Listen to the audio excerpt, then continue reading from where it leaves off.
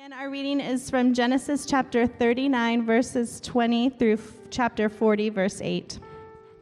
And Joseph's master took him and put him into the prison, the place where the king's prisoners were confined, and he was there in prison.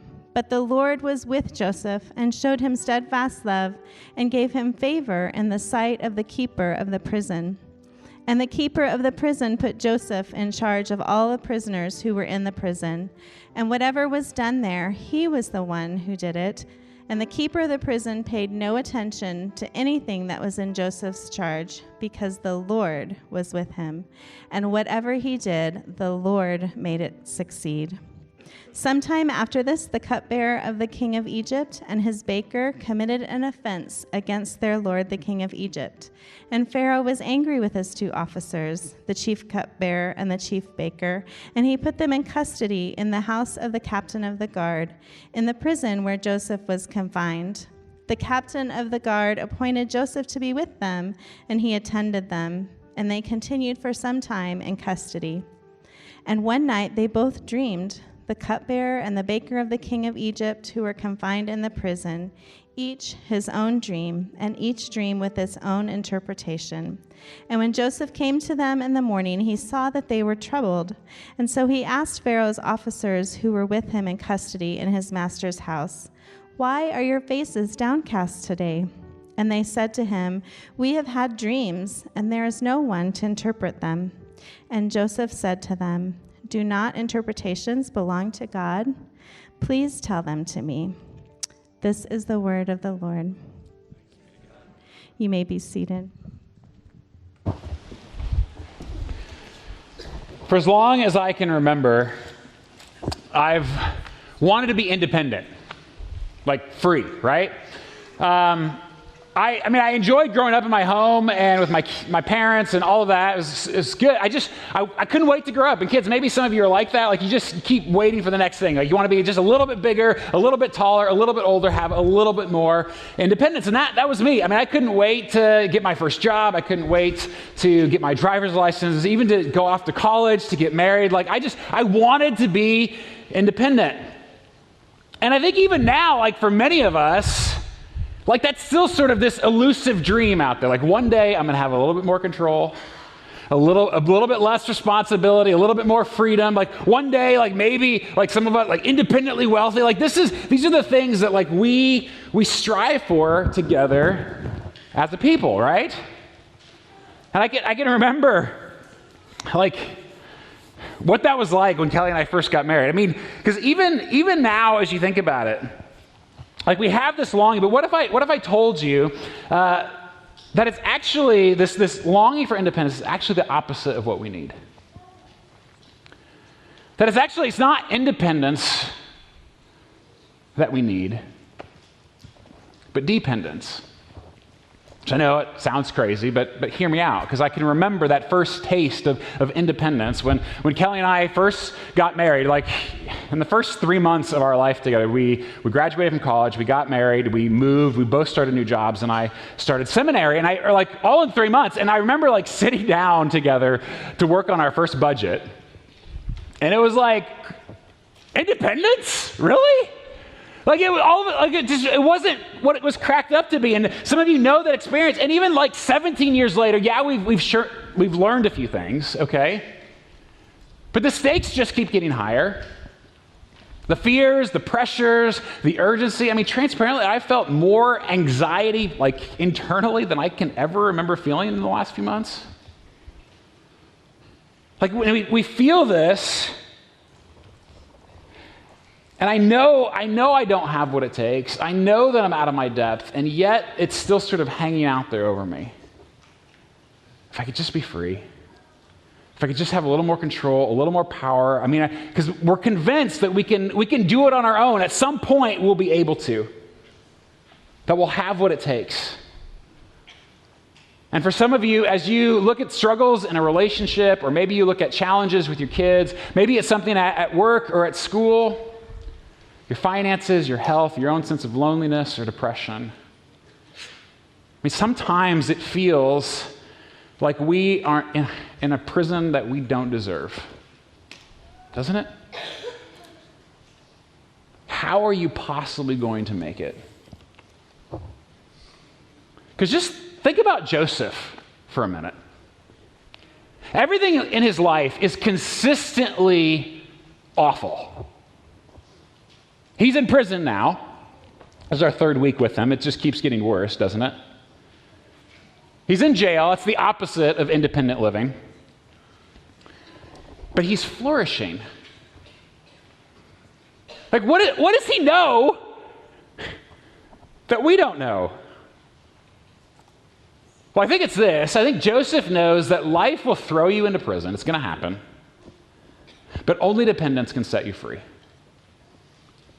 Like, it's going to happen, people. Sometimes it's going to feel like a prison sentence you don't deserve, you didn't go looking for. Like, you're going to lose control. Things are going to be hard. It's going to feel like jail. You're going to want to fix it on your own.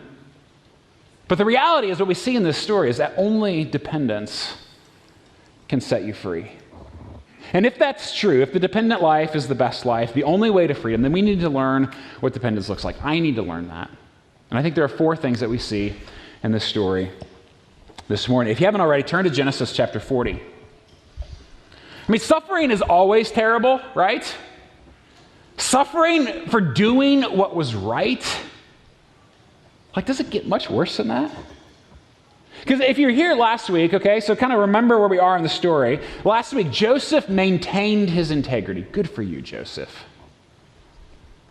And he's punished for it. He's thrown in prison. I mean, his life stinks, okay? He was just 17 years old when his own brothers sold him into slavery. He will spend a total of 13 years between slavery and prison, between the two of those things. 13 years. But at this point in the story, like, Joseph doesn't know that. He doesn't know that it's only going to be 13, right? For him, it could be his whole life. He just doesn't know. Like, it could be the rest of his life. And you think about somebody like David Robinson. I don't know if you saw this story not too long ago. This man who spent 17 years in a Missouri prison for a crime he didn't commit. 17, like, just think about that, right? Can you imagine?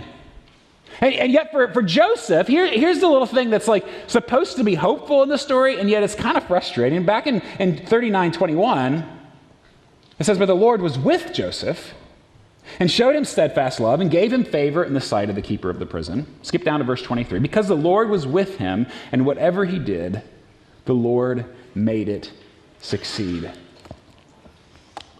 The Lord is with him, and yet everything keeps getting worse. Like, if God is with you, don't think, like, shouldn't life be getting better?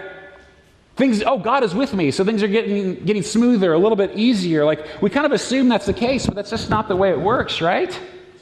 Because here's the thing, even when God is with you, like Joseph, there will be times when life throws you in what feels like prison. It's not fair. I hate it. But dependence prepares for it. And I think that's the first thing we see in the story. Like, dependence anticipates the hardship. Like, because Joseph, like, nowhere in the story does he seem surprised, outraged. I'm sure he's disappointed, right? But there's not this sort of shock in his voice here. Dependence anticipates hardship. It doesn't revel in it, doesn't go looking for it, but it's prepared for it when it comes. And if we've learned anything in our study in Genesis, right, it's that sometimes life just falls apart. Like, when we rebelled against God, it messed up everything. And even when God is with us, there are times when the mess just simply overtakes us. And yet, I think if we're honest, for many of us, we anticipate just the opposite. Like, maybe it's the culture that we live in or the situation in life that we find ourselves, and yet I think many of us, we actually expect life to be easy. Like, we expect it to be comfortable. We expect things to go our way, right, from time to time. You know, like Kelly and I, at age 22, putting together our first budget, we're surprised when it's difficult. And here's the thing, if that's your expectation, if you're expecting life to be comfortable, happy, easy, smooth, like, then of course you're not going to prepare for it. Like, why would you try to learn dependence if you think you can figure it out on your own, right? We're out of practice when it comes to dependence. I even think, for example, back to the civil rights protesters in the 1960s. I don't know if you've done any reading on this or seen some of the stories, but they would actually practice the protests beforehand. And so they would practice a sit-in, and they'd bring people in to taunt them, to do terrible things to them, to even like to physically harm them so that they could just sit there and learn to take it for the good of the cause. Like they actually practiced it so that when they experienced it, they were ready. And because they were anticipating it, everything changed, right? They were ready for it. And yet you and I, again, if we're honest, we practice independence. And it's great until it isn't. And then we're unbelievably unprepared. We have forgotten, in our own comfort, in our own ease, we have forgotten how to depend. And so often I think what happens in those moments, then when hard things come, we actually move farther away from God, don't we? We kind of assume, well, life's not comfortable, it didn't go my way, and so God must not be real, right? It didn't happen like I wanted it to, so I guess God, he doesn't love me. And I think if we're honest, we tend to think God is only worth depending on if he buys us off with comfort, which is not dependence. Listen, suffering is bad. Like we see that in Genesis, we can all name it. It's bad, right? None of us want it. I'm sure Joseph didn't like it. But do you know what's worse than suffering? Living like you have no need for God. The independent life is actually far worse. And you'll be unprepared. Because life at some point, like live long enough, experience enough things, life at some point is going to throw you in what feels like prison. And only dependence can set you free. So anticipate those times and practice dependence. All right, that's the first thing. So go back to the story here, because look at Joseph's new life. Again, this is our third week with Joseph here. And so now he's in jail. Awesome. And early on in chapter 40, we're introduced to a couple of kind of side characters. It's Pharaoh's cupbearer and Pharaoh's baker, both of whom, for some reason, have been thrown into jail along with Joseph. And in verse 6, this is at some point in the story, verse 6, it says, when Joseph came to them in the morning, he saw that they were troubled. So he asked, why are your faces downcast today? And they said to him, we've had dreams, and there's no one to interpret them. And Joseph said to them, do not interpretations belong to God? Please tell them to me. So think about this for a moment, because Joseph himself, a decade earlier, had his own dreams, right? Like if you're here the first week, he had dreams about how one day he's going to be awesome. He's going to be a leader. God is going to use him. And all those dreams have done for him up to this point have led him to jail. That's it, right? So even the thought of dreams, he's got to be just, at least, or me, I'd be just a little bit irritated, right? Like if I were him, I would be in jail having the pity party of a lifetime, right? Woe is me. I had dreams too. They were supposed to mean something. But when Joseph sees these fellow prisoners, he's like, wow, guys, you look really sad today. Can I help? Why the long face? Because we're in jail just like you, bozo. It's almost like why are we depressed? Why do you think we're depressed, right?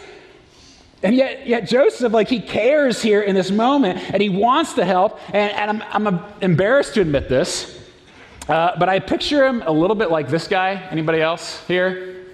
Anybody? Kids?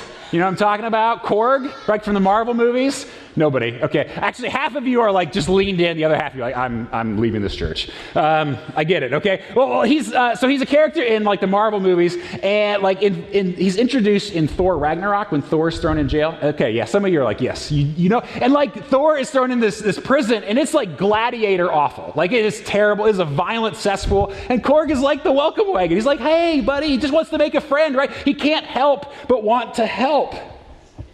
He just might be my favorite Marvel character, actually. And, like, that's Joseph. And I know I've just ruined Joseph for some of you forever. But that's him. He just wants to help, right? And you can't read this story without noticing that no matter what happens to Joseph, Joseph is going to work his hardest and he's going to love his best. In every situation. Like every story, like it doesn't matter where he's at, he's going to work his hardest and he is going to love his best, which seems ridiculous. But that is a life of dependence, and dependence stays faithful in obscurity. That's the second thing here. When life is a mess, it's the only way to freedom, and those who are dependent on God stay faithful in obscurity, even when it's the worst. I love that it's Labor Day weekend. It's good timing here. Because the places in which most of us struggle most of the time is where we spend the majority of our time, right? At work. And whether that's the office or the job site, kids, school, like that's your job, right? That's your work. Or at home. Sometimes work feels like a prison. I'm really surprised nobody amened on that, actually. Yeah, sometimes it feels like a prison. Well, you know what? Joseph's work is literally a prison, right? And like, think about that for him. And you might hate your job. Maybe you don't feel called to it. Maybe you're underappreciated, unseen, and if you're honest, you really just want to phone it in. I mean, I don't blame you, and it may be time to make a change. But until you do, like Joseph, that is where God has put you. And if Joseph can be faithful to God here in jail, you can be faithful to God there. Because I seriously doubt, like, Joseph just couldn't wait to get up in the morning to do his work, right? I doubt he ever felt like called to prison life. Like, one day when I grow up, I want to be a slave in jail. No. And yet it is so clear in this story who Joseph works for. He brings his very best to work every single day, and everyone in the story around him, all the side characters, continually marvel at how they see God in him. I mean, think about that. They see from the way that he works and the way that he loves that there is something different about him. I mean, do your kids see it? Your classmates, your customers. And Joseph here, like, he doesn't even allow his own disappointment to lessen his love for others. So I tell you, like, when I'm disappointed or frustrated, I get even more lazy and self-centered, right? Anybody else? You just kind of turn inward. Like, if they'd come to me with their dream of, like, oh, you had a bad dream? Sorry, my brothers sold me into slavery and I'm in jail because I did the right thing. Like, it's like really? And yet, it's not how Joseph responds. Nobody works harder than him, and he says, "Why are you so sad?" Like, think about his sensitivity in that moment. And friend, like, you may not like your work or school or whatever it is, but there is someone there who needs your encouragement. Like, it could be that the reason you're there this week at school or work or home or whatever it is, like, is simply to ask that question to somebody. Why are you so sad today? Because they need you. There is no place that God can't use you. And in your dependence, you can be faithful to him even in the miserable and the unseen. And only dependence can set you free. And if you want to explore, like, more of what this looks like, how our work matters to God, the things that we do, as part of our lives, like I hope you'll join us. We have a conference coming up. It's called Common Good 2019. It's going to be here in this room. It's actually a national conference. It'll be broadcast live around the country, but it'll take place here in this room, so you'll get like to actually be there with it. We have speakers from all across the country coming to speak on this subject. It's hosted by our partner organization, Made to Flourish. It's October 5th. I hope you come. Like even the title, like a Church for Monday. Like we've talked about that. We want to be a church for Monday. If you want to press in more of what this looks like, this kind of faithfulness, I hope you'll be a part of that. Okay, so Joseph, again, he anticipates the hardship, and when it comes, he stays faithful. And really, this whole story hinges on his willingness to ask that question. Why are you so sad? But not yet. First, it actually gets worse. Especially for the baker. It's not great. Okay, so Joseph, he's like, hey, interpretations belong to God, and I'd love to help. Like, tell me your dreams, basically. And so he listens, and it's good news for the cupbearer. Like, you're going to be restored. Pharaoh wants you back. It's awesome. Like, they're high-fiving around the jail. Like, it feels really good. And the baker, he's like, ooh, do me. You think that dream was good? Let me tell you about mine. And Joseph, he listens, and it's sort of like, that's actually maybe the worst dream I've ever heard in my whole life. Kids, you ever had a bad dream, right? Yeah, we all have. Like, I can remember one in particular, my daughter told me about. Her name's Eden. She dreamed that there was a giant, 3-foot tall spider in her doorframe at night, and every time she tried to call us, the spider would look at her dead in the eyes and go, shh, shh, shh. Like, ugh, it's terrible, right? This is worse, okay? Because he says, here's what your dream means, baker. Verse 19. In 3 days, Pharaoh will lift up your head from you and hang you on a tree, and the birds will eat the flesh from you. Ugh. Like, be careful who you tell your dreams to, right? Besides, you think you've got a harsh boss, okay? And it all happens, just as Joseph said it would. And as the cupbearer is leaving prison, Joseph pleads with him. Look at verse 14. He says to the cupbearer, only remember me when it is well with you. And please do me the kindness to mention me to Pharaoh, and so get me out of this house. For I was indeed stolen out of the land of the Hebrews, and here also I have done nothing that they should put me into the pit. Please remember me. It's like one request, man. I told you your dream. I was so nice to you in jail. In verse 23, yet the chief cupbearer did not remember Joseph, but forgot him. Dude just can't get a break. Like every time you think it's going to get a little bit better, life just kicks him where it counts, right? And it doesn't just feel like the cupbearer forgot him. I mean, it had to in that moment. I feel like God forgot him. Because it's like, even just think about this. Like Joseph, he knows he was there. It's like, okay, God, I know that you can set the innocent free. I've seen it. You did it with the cupbearer. You helped me. You gave him a dream. I interpret it. You set him free. Do you like the cupbearer more than me? Has he done something different than I did? But no, I'm like, those moments like, God, I know you answer prayer. I know you can respond. I know you can do this thing. And then you look around at other people, right? And it seems like everybody else's life is okay. It's like, man, they keep getting a break. Why don't I ever get a break, God? Because that's what it feels like in those moments, doesn't it? And we know very little of what those 2 years are like, because he's forgotten for 2 years in jail. We don't really know what happens. 2 more years, and it's already been 11. Why is God so unbelievably slow? I don't know. But I do know this. Dependence waits on God's timing. Dependence has no choice but to wait on God's timing. And that's the third thing here. Because I know for many of us, as we wait, for many of us, the what of the Christian life is hard enough. I think it's often the when that's just killer. Because it feels like forever. So much waiting.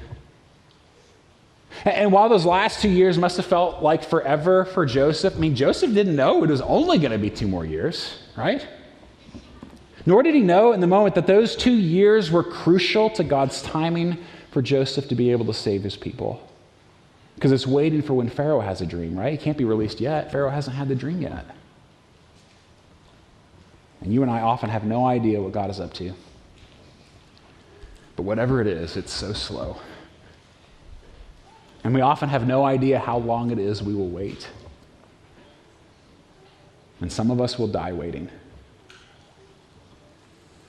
And yet I so often forget this. I know some of you probably do as well. That the hope of the Christian life isn't simply for today. Like we forget that, and there are benefits today, right? Hope, meaning, purpose. Like there's joy in the waiting with Jesus. And yet even Paul says in the New Testament, if that's all our hope is, if it's just for now, then we're fools to be pitied more than anybody else on the planet. Because that's not our story. Our story is about a God who defeats death, so he's not limited by our time frames. Like now doesn't stop him, right? It doesn't prevent him. And he is a God who promises to make all things new. In church, we don't know when, but we do know that the wait will be worth it. Because that's our story. Which leads to the last thing. Dependence tells a better story. It tells a better story. Because finally, the story actually does get good. It's taken forever to get there, but like chapter 41 is amazing because finally now Pharaoh himself has a dream and no one can interpret it. Like none of the religious gurus in all of Egypt, they've tried, they failed, they have no idea what's going on. They can't touch it. And this jogs the cupbearer's memory. It's like, oh yeah, I remember there's a guy who can do dreams. His name is Joseph. He's still whoops, right? My bad, right? And so Pharaoh summons Joseph. Joseph interprets the dream. And Pharaoh sees Yahweh in Joseph. Like he recognizes, like this must be a man of God. And in this dream, I'll be quick with it, right? It takes up the entire chapter 41. But essentially, God reveals in this dream to Pharaoh how he's going to rescue his people. And it's all been building. All of it up to this moment has been building up to this for Joseph. And basically, like the next 7 years in the dream are going to be terrible. I mean, actually, the next 7 years will be great. They're flourishing, like, all kinds of great stuff. But the 7 years after that will be lousy. And so Joseph is like, okay, let's make a plan, right? We can do this right now. We'll save up for 7 years. And then when the drought comes, the famine comes, like we'll be saved. We'll have enough. And Pharaoh agrees. It happens. And Joseph ends up becoming the number 2 in charge of all of Egypt. He saves countless lives. I mean, even God's family, God's chosen people. He keeps God's plan of redemption moving forward. All of that. And Joseph's life of dependence tells a better story. Tells the story of a God who saves. So much so that like even the Egyptians in these stories, they all recognize there's something different about Joseph. And it's because Joseph was dependent. And it's so amazing. Not only is Joseph's story for himself so much better, but scholars point out all the comparisons between Joseph and Jesus. Because in many ways, people would say that even in this first book of the Bible, even in Genesis, like Joseph is like, he's foretelling, like foreshadowing the one who would ultimately come to save his people. Who would ultimately come to save. I mean, you even see some of the comparisons. Let me point a few of them out. Like Joseph, Jesus was also favored by his father. That like Joseph from an early age, Jesus had promises that God was going to do something special through him. That like Joseph, Jesus was also faithful when he was tempted. That they were both mocked by their families, sold for pieces of silver, stripped of their robes, and delivered up to foreigners. Both were accused falsely. Both were thrown in prison. Both were stood before rulers, and both rulers acknowledged that there was something special there. And we're not even We're not even done with Joseph's life yet. And yet both, though innocent as they were, experienced the lowest of the lows, and both were exalted to the highest of the highs. And yet Jesus wouldn't just provide bread for the starving masses, like he would be the bread of life. And Jesus wouldn't just save his people from hunger, he would save us from our sins. He wouldn't just risk his life, he would give his life for our forgiveness, for our life. And he wouldn't just rule over Egypt, he would rule over everything.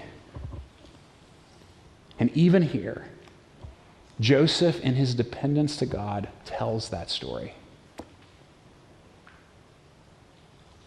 And so can we. I mean, yeah, chances are you're not going to reach the fame and notoriety of somebody like Joseph, okay? Probably not going to happen. And yet because of Jesus, the same God who was with him is with you. And you also can live this kind of life. So church, it is time for us to give up on this foolish quest for independence. Because even if you could achieve it, like this sense of control, of power over your own destiny, like even if you could achieve it, it'd be shallow. Instead, we can cast our dependence, our trust, our loyalty, our joy, our hope upon Jesus, the one who came to rescue us. And so anticipate the hardship. Be faithful in obscurity and wait on his timing. And your life will tell a better story. Life will put you into prison. Only dependence can set you free. Let's pray.